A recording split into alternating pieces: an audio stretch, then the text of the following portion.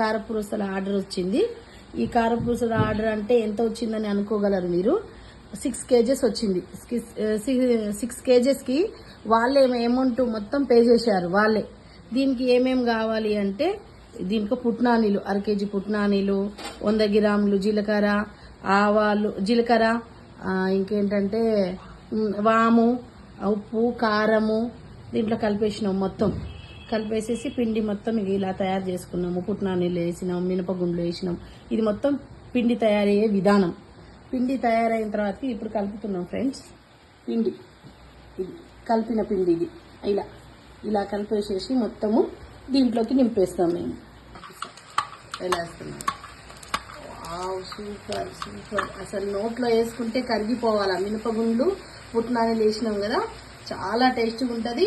ఇప్పుడు మనం పెద్దోళ్ళు ఉంటారు కదా ఇంట్లో, ఇవి నవ్వలేకపోతారు కదా, అలాంటి వాళ్ళు కూడా మంచిగా తినగలిగే కారపూస ఇది. చిన్నపిల్లలు కూడా మంచిగా తింటారు.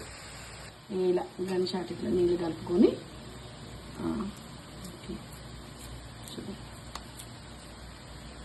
ఇప్పుడు చూడండి దీంట్లో వేసేస్తాం. చూడండి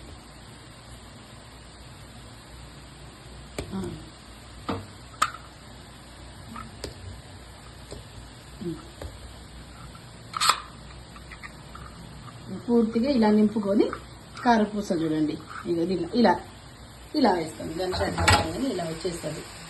ఓకే ఫ్రెండ్స్, లైక్ ఎట్లా ఉందో కారపూస. హలో చూడండి, ఇక కారపూస పెద్దలు కూడా మంచిగా తినొచ్చు హాయిగా. దీంట్లో కడుపు నొప్పి రావడము వాళ్ళకు ఏమి ఉండదు, పెద్దలకైనా పిల్లలకైనా. ఎందుకంటే దీంట్లో వాము వేసినాము, జీలకర్ర వేసినాము, అరుగుదలకి గ్యాస్ ఉండదు.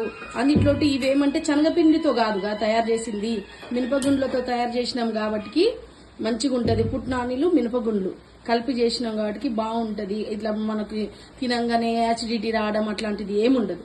ఆ పెద్దోళ్ళైనా చిన్నపిల్లలైనా మంచిగా తినొచ్చు. ఇవి బాగుంటాయి, ఒకసారి ట్రై చేయండి. మీ ఆర్డర్ కోసం వెయిట్ చేస్తున్నాము. త్వరగా ఆర్డర్ చేయండి, లైక్ చేయండి, షేర్ చేయండి, కామెంట్ చేయండి. బాయ్.